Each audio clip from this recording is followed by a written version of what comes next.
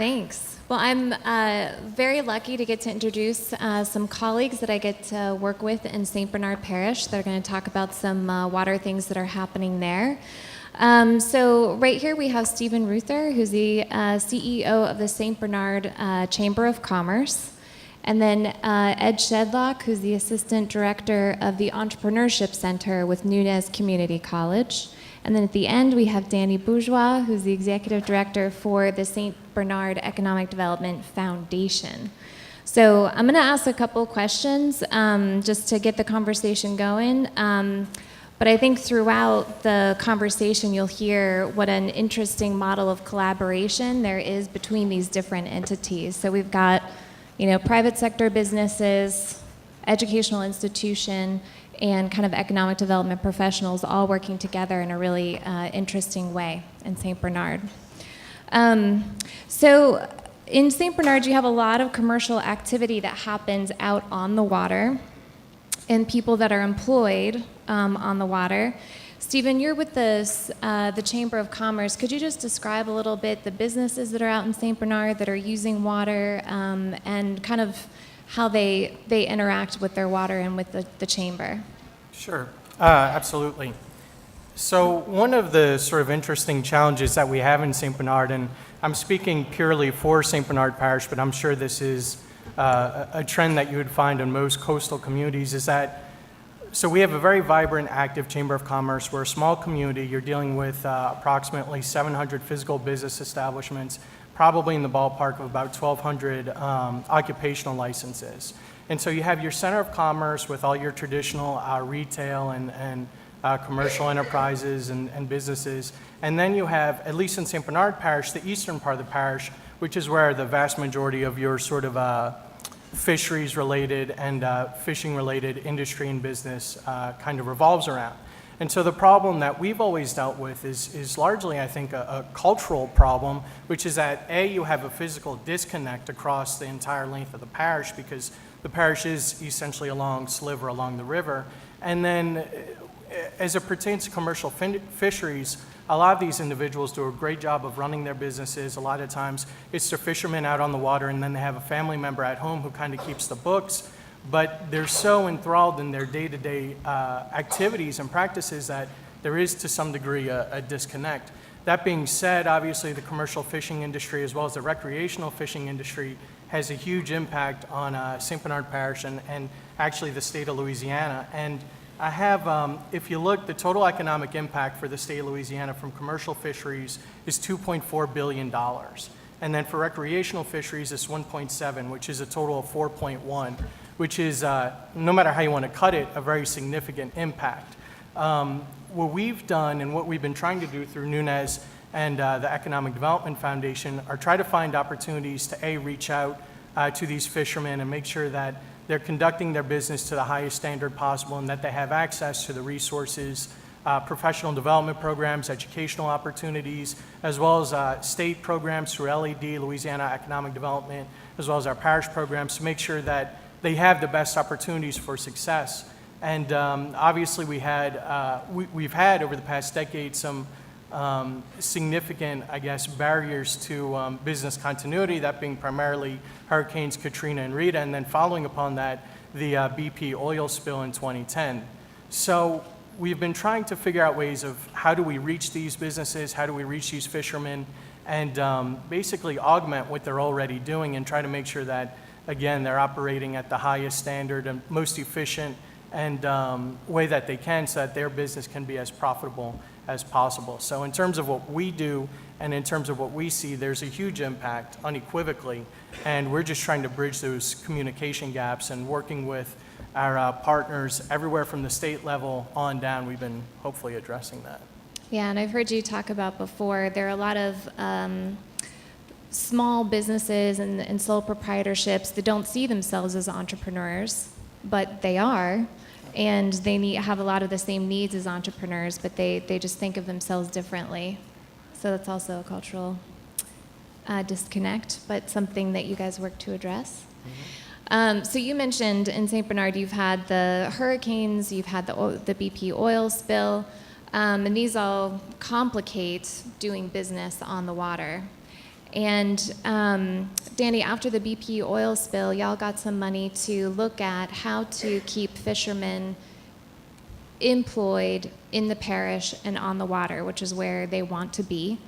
And through that work, which you called Fisheries Moving Forward, you identify kind of 3 areas where these that are opportunities for fishermen to be reemployed, but it's kind of grown past a BP oil spill response.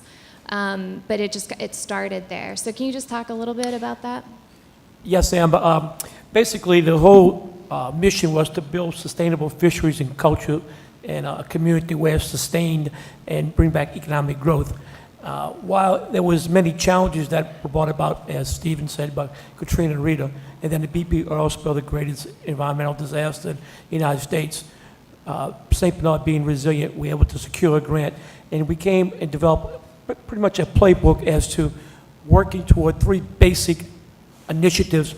And where we are right now, the St. Bernard Economic Development Foundation is a nonprofit entity that was created right after Hurricane Katrina to obviously build and sustain growth and recovery in St. Bernard.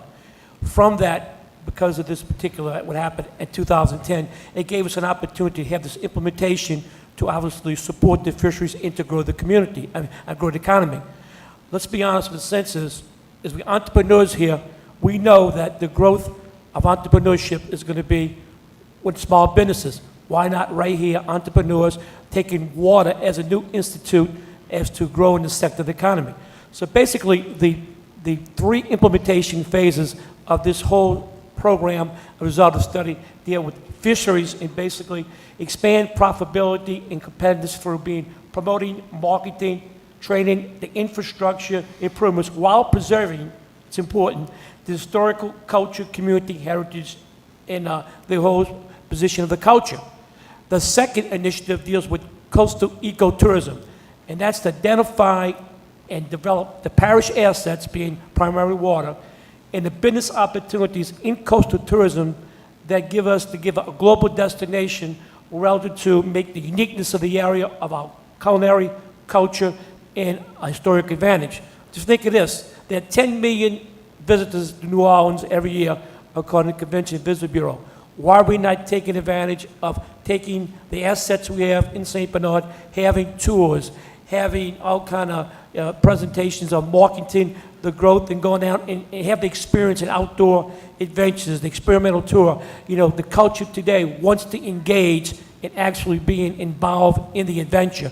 So that's the whole part about ecotourism, like bird viewing. There's so many opportunities, but of course, it's going to take entrepreneurs like y'all out there and investors to engage and participate. So that's one we think there's a particular strength in growth. And the third one is more of a federalization program that we involve in coastal restoration. That's to identify and develop the business opportunities related to coastal restoration, including the development and more or less the commercialization of new processes relative to technology available. You know, we talk about preserving coastal restoration. There's money coming down in the Restore Act that's coming from the BP oil spill, but how do we take that particular money and have an opportunity to participate to connect the local businesses, i.e. fishermen, with the, obviously, job opportunities there. So we focus on those 3 major initiatives. It's a partnership with Nunez and so many state agencies, but we only been involved in this in specifically strategy 6 months, but we're very, very comfortable where we are, and we're looking forward to pursuing our endeavor. And I should ask, raise your hand if you've been to St. Bernard Parish. Oh, wow, all right. So we got a lot of people. That's great to hear. That's a positive. That is. Good. I was wondering if we should describe the landscape of the parish. I think you did a good job to kind of describing that a little bit.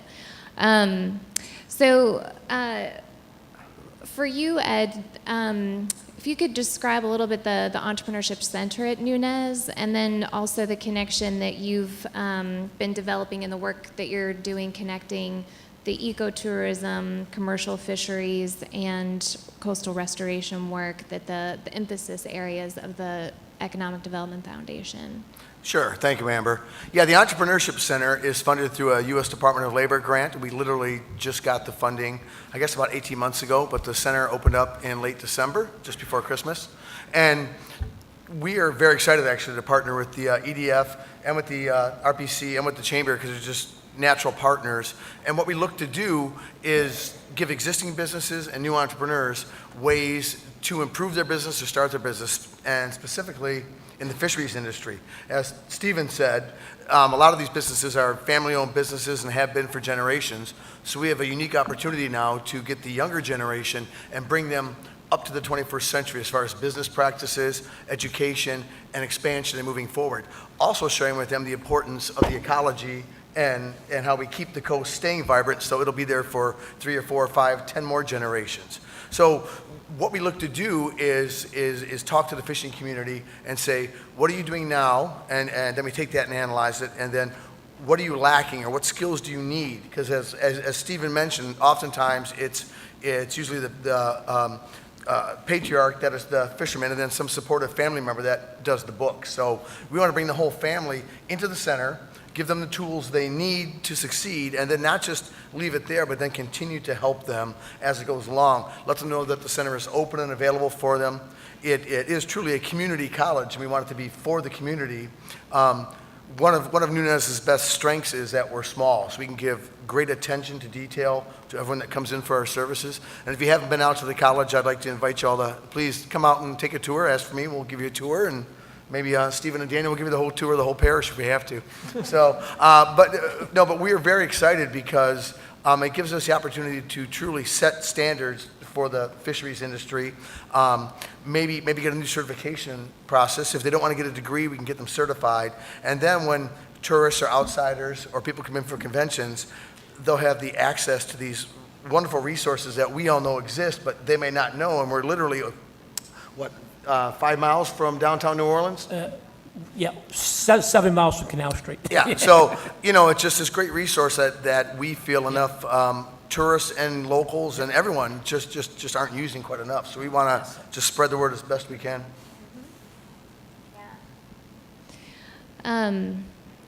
So if you can talk a little bit about some of the ways that the three of you collaborate and the ways that you work together. I know, Danny, you and Stephen are co-located, and this is a really exciting time to see this kind of cross-organizational collaboration. Well, this is definitely a partnership and synergy of effort.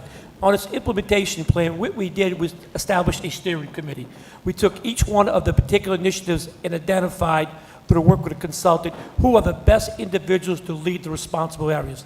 For example, when it comes to ecotourism, we knew it was a must to have our partner in education, Nunez, involved, whether with our tourism department in St Bernard, because they had this sweet spot understanding the knowledge base. When it came to the fisheries component, we took some of the commercial fisheries, and also we took the parish government, because one of the initiatives that involved with the fisheries is having a safe harbor. If you think about economic development, a safe harbor is very important to these fishermen, because if you can't protect their assets when you have a storm coming in from the Gulf, that is obviously detractive economic development. So they were the partners there. And then when it came toward the other initiative on coastal restoration, we brought in the Workforce Investment Board, and we brought in True Fund, people trying to have databases identify local businesses, who they are, individuals, what are the job opportunities, and once again, working with Nunez, what are the required training models needed to obviously let these new entrepreneurs engage in new opportunities. So this whole steering committee is constantly meeting. Each one of the initiatives meet individually, and once when needed every 6-8 weeks, we meet collectively to discuss our strategies and where we go next. So it's been a wonderful partnership, and we also have engaged a lot of outside agencies involved. And Stephen, you may want to speak of that. We brought in, like you said before, all the number of agencies that participate in this whole project. Yeah, and just to elaborate on what Danny said, and some of it's conscientious outreach and partnership, because we see the value in that, not just in terms of this fisheries project and the fisheries moving forward, but literally in everything that we do. And I tell people New Orleans is either, and by New Orleans I mean the whole region, it's either the smallest big city or the biggest small city in America. And it's because within a relatively short reach, you can figure out how you know someone, how you relate to someone. you went to school or you have the same veterinarian, whatever it is.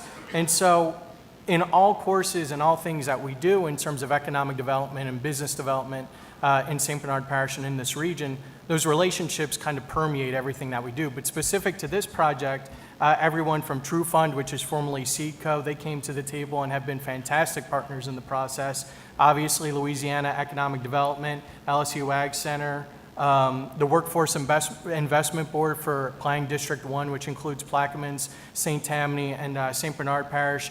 G&O Inc. has been a great regional partner on multiple levels for us, and actually have a dedicated staff person to coastal restoration who's starting to meet with us.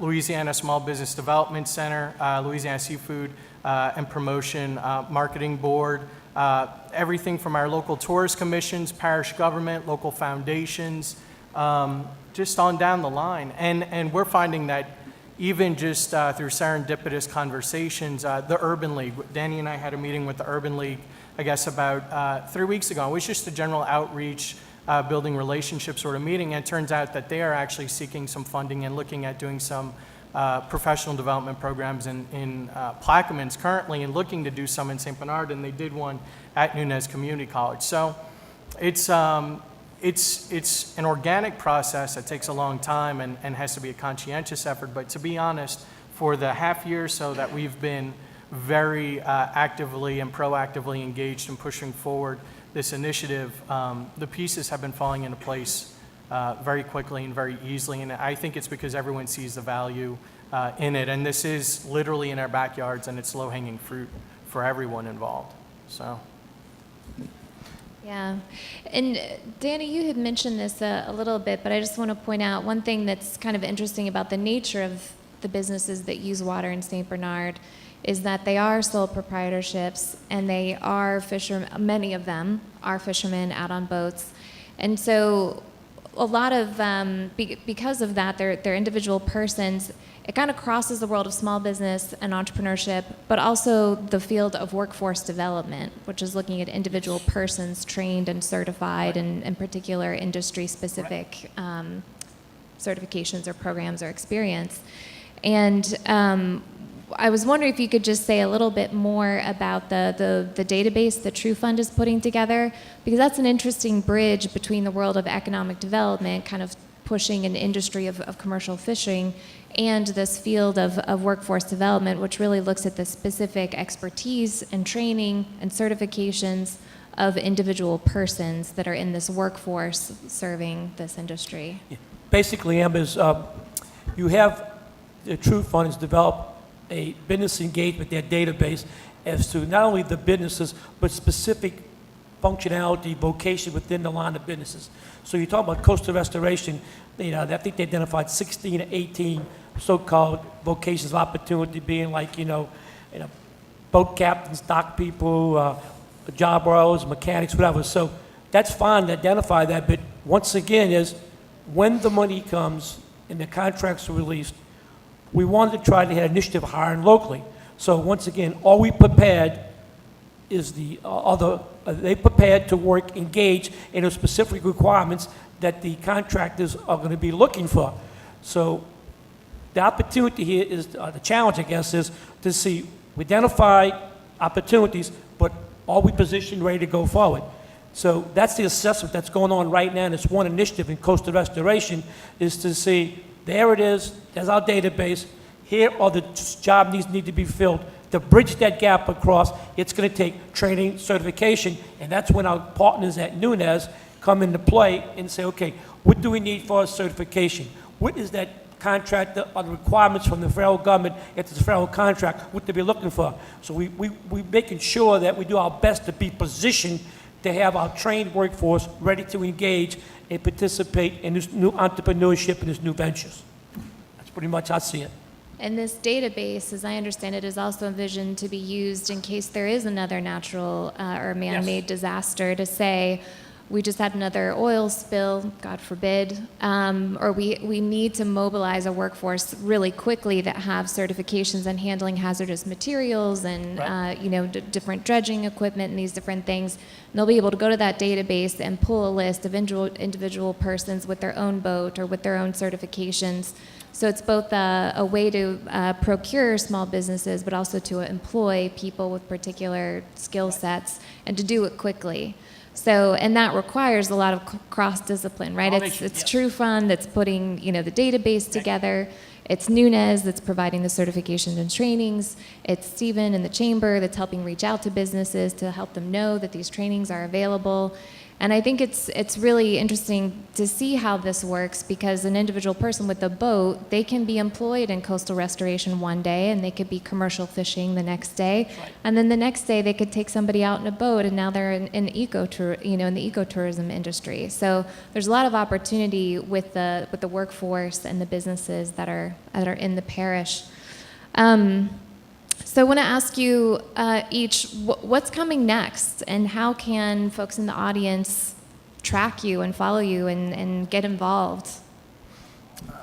I'll start. Go ahead. Actually, we're looking to put together a Center for Excellence for the fisheries industry, which will be housed permanently at Nunez. And what that will do is it will set a set of guidelines that can be used really in any community throughout the Gulf Coast or anywhere. And it goes back to ecotourism, which Danny has spoke of the Fisheries Moving Forward project. The portion that I'm chairing is ecotourism. And what we really like to do is convince these fishermen that first and foremost, change their cultural mindset, let them know that they are small business owners or entrepreneurs, whichever they prefer. And, a lot of their business models are either feast or famine. All right, when the season's in, they're doing great. Well, we want to give them training and certification so that we can teach them other skills. Like you said, if they're not fishing, they can take somebody out hiking, birding, just boat charter in general. So they're not just dependent on one revenue stream. And that's going to take a little bit more education, maybe change their business a little bit, but we see that as a great opportunity to bring the younger generation in who may not want to concentrate on just fishing. So while the father is out fishing, the son or daughter can be concentrating on the adjunct stream of revenue. So it just evens out their revenue throughout the year, and it makes all the businesses stronger. And also we're working on really connecting them all into a network as opposed to just silos standing alone. They really need to know there's greater value in numbers than there is singular. But that's something we're going to just have to do ongoing, and it's going to take the work of all of us. And I think we're all greatly invigorated to get it going. I think we see the potential and the opportunity. And I think all the partners that Stephen mentioned are fully vested to see this succeed. So that's what's next for us, is getting all these great ideas into one place at one time, and then not just putting it on a shelf, but actually putting it into action. And that's what we're all focused on right now. Yeah, you summarized it perfectly. And the whole thing is to get the buy-in to ownership of the whole fisheries community and culture, and see there's multitude of platform of opportunities. And as Amber just alluded to earlier, you can do segments of operation on various days based upon, like in the wintertime, a lot of fisheries, their particular harvest is kind of dormant. Well, tourists come in every day. Why not take them on that tour, birding tour, and just look at that asset of showing them what opportunities we have. But the next step for us also is to find resources to make this implementation project work. It's so important we have the will and have a plan, but you have the capitalization's got to be there.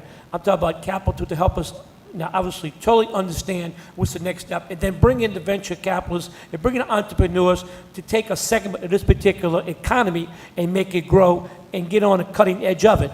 So we constantly, that's part of the implementation plan, to train, identify what's needed, train the individual, going forward, and help grow this segment of the economy.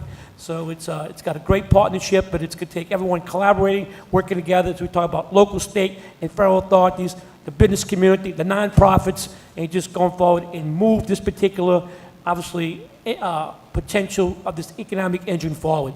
So it's a day-to-day thing, but we're trying to collaborate and work together. Yeah, and what I would say is building upon what Danny and Ed said, in the long term, if we do all these things right, and this is pretty, pretty broad in scope in terms of what we're talking about with coastal restoration, the traditional fisheries and commercial fishing industry, as well as ecotourism. But whatever the conglomeration of those three elements are, and how we deploy a workforce and what those skill sets develop into and what that means economically, if we do that right, we're going to have a certain amount of intellectual expertise that arises from that process. And it might take years to figure that out. But if we do it right, we'll actually have intellectual capital that I think we could basically export to other parts of the country, certainly other parts of the Gulf Coast, and possibly even other parts of the world. I mean, most people within the world live within arm's length of water.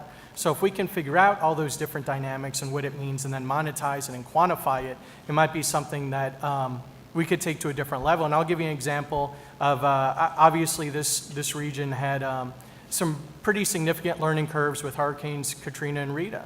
And some of those experiences that we had from that, we grew, we learned, and we became more efficient from. So when Hurricane Sandy hit the East Coast, we actually were able to, not us personally, but the region was able to export some of that intellectual capital, and it resulted in about $300 million of contracts for local contractors. And it's because they had the skill sets, the equipment, the background, and the experience that, quite frankly, that part of the country hadn't yet developed because they hadn't had to deal with that sort of disaster before.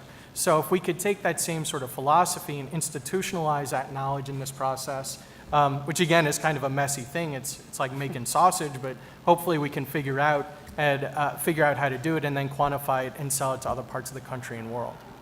Yeah. Well, and like you said, it's a small group of people trying to move a large body of work. So if any of you out there are hearing something that you're interested in, or there's some aspect of this work that you think connects, they can check out your websites and contact you. You're always looking for extra hands on deck for different events. Mm-hmm.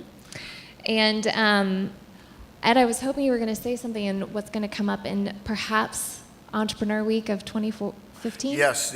Thanks for bringing that up. We would, the center got started too late for us to really participate in this week's events, but in 2015 we're going to have hopefully a much bigger jump start. We're going to do a couple of business plan competitions centering on ecotourism, obviously centering around water. So look for that to come.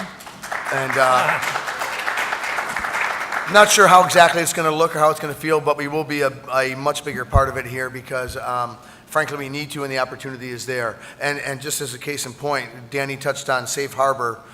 Safe Harbor, as we see it down the road, will be a hub of economic opportunity because... Can you just describe what a safe harbor is? What's that? Can you just describe what a safe harbor is real quick? Safe Harbor, more or less, is the fisheries community during Hurricanes Katrina and Rita. They had nowhere to put their boats during the hurricane, quite frankly. If they don't have a boat, they don't have a business. So they either take their boat out way far somewhere, try to get it inland and transport it, which are both inconvenient, time-consuming, and just oftentimes can't be done. So what a safe harbor is literally it's a geographic area that protects the boats from storms. Now it's not perfect, but it's you have a break wall and you have an inlet portion. Is that about it, Danny? And what it does is allows them to secure their fishing vessels so that after the storm they will still have a business to go back to. Because probably 95% of their capital is in that boat or boats. They have more than one. So that's ultimately what a safe harbor is. But a safe harbor is just the beginning because what we really wanted to do is make it a center for opportunity. And if you're an entrepreneur, we want that to be the hub for any tours in St. Bernard. We want to start a retail establishment there. We obviously have a market-to-consumer fisheries dock where you can go there, you can buy fish right from the fishermen or any of their product. So bring it truly back to what it probably was 200 years ago. Where you meet the fishermen and they give you what you want, but then also we want to make it so you can start a business there and be based there. So it's a destination for St. Bernard, and we do what we call, the one-tank trips. You take one tank of gas and you start at the safe harbor, but then you probably never go more than about 10 miles away from there doing your tourist activities, but you lead back there and there's going to be restaurants, there'll be retail, there'll be the farmer's market, hopefully there'll be entertainment stages, all that. So we have a very large vision of what we want to do, and we realize it's not going to happen overnight, but we need people to participate. We need entrepreneurs to come in, and that's, again, it goes back to the chamber and the EDF and Nunez, where we'll supply the skills, they'll supply the connections, and Danny will supply the infrastructure needs, and we'll get it all done. But it's going to take time, but we are all committed to see it happen, I think. Great. And we just have a few more minutes left for questions, but I just also wanted to plug some of the Economic Development Foundation events. You've got a St. Bernard Dock Day, which is a training for fishermen. You've got a bunch of oyster and crab workshops coming up. So if you know any entrepreneurs or fishermen, check out the St. Bernard Economic Development Foundation website. They've got a lot of great trainings and events coming up. Yes. Questions? We have the newest wastewater treatment plant in the nation. It is the only wastewater treatment plant, or water reclamation plant, that is built like it is. It is completely flood-proof. It is built with a 41-foot headwork. It's never been done before, all in Little St. Bernard. This year, WEF will be sponsoring tours again. 2 years ago, I think we had 150 people from all over the world come to St. Bernard, and they left jealous because they don't have it, and they're going to hopefully get it. Our wetlands project will be something our grandkids could walk back out in. Thank you.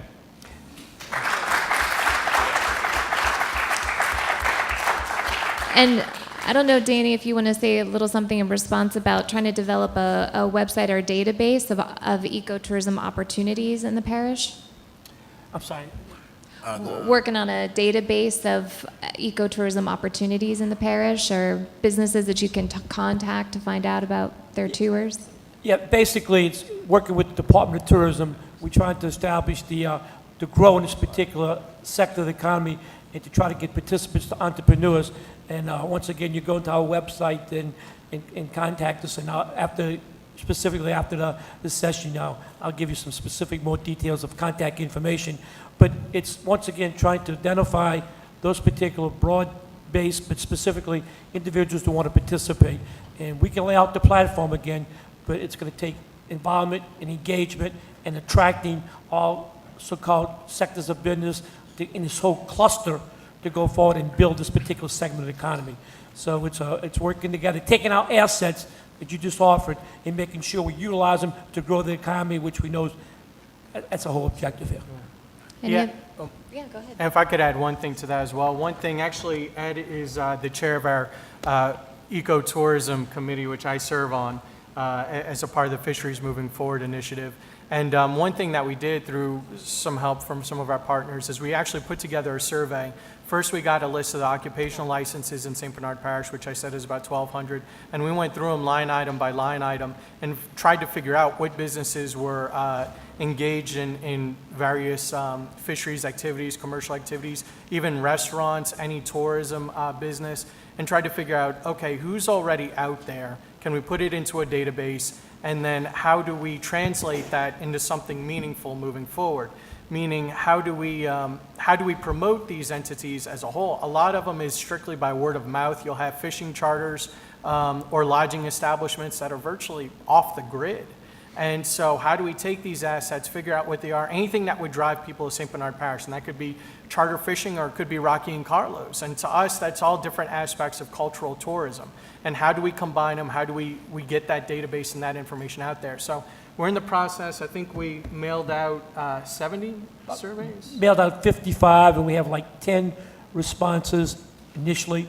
And our objective is to get to 20, and from there we can compile the data and obviously see good information we'll get back from there and go forward. Right, figure out their needs, Yes, training. Let them know what resources are out there and just kind of get a better gauge of their acumen and where they are in their own sense of business, having gone through everything they've gone through in the decade, as well as just the technological shift that I think is impacting so many different industries at this point, but certainly, definitely that one as it corresponds to, the next generation of fishermen coming up.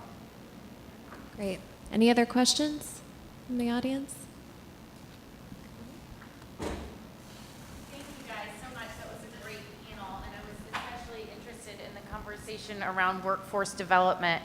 And one thing that I've heard, or challenge that I've heard raised when we talk about workforce development around coastal restoration issues is the uncertainty about timing for projects. And I know, Dan, you mentioned, or Daniel, you mentioned the Restore Act, and there's a huge amount of uncertainty about when that funding will come. So I just wanted to hear your thoughts about how you're dealing with that. I know we're short on time, but how you're working to train folks to work on these projects with that uncertainty with timing.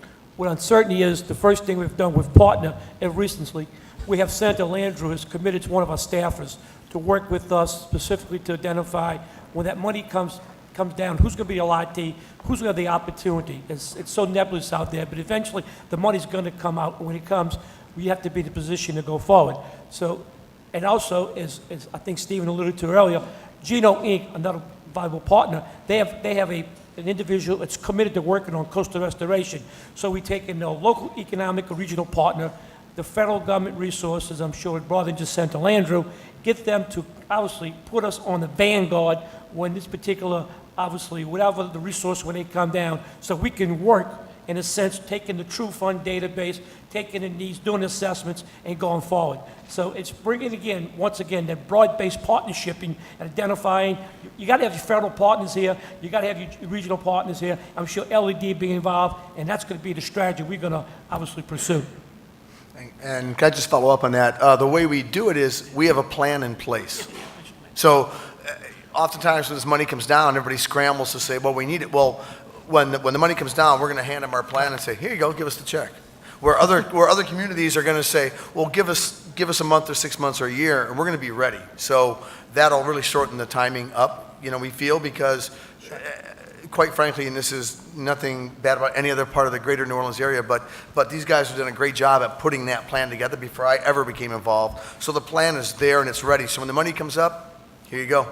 And one thing that plan's going to do, it's going to allow us to obviously go forward in grant making from foundations, from like the RPC has money with the Delta Regional Authority. We posture ourselves to be fully, articulate our needs, identify some strategy, identify our measurables and our outputs, and that way you can go forward. Because with the absence of that, no one's going to fund you. We know that, and we respect that. Great. Any other questions, comments? All right. Well, thanks, you guys. And again, just if you've heard anything that piques your interest, we're really looking for partners and ideas and support. And we always seem to have some piece projects where we could use internship help as well to help enter those occupational licenses into databases and things like that. So we've got needs at a variety of levels, and we hope that you'll kind of reach out and join St. Bernard. Thank you. Thank you.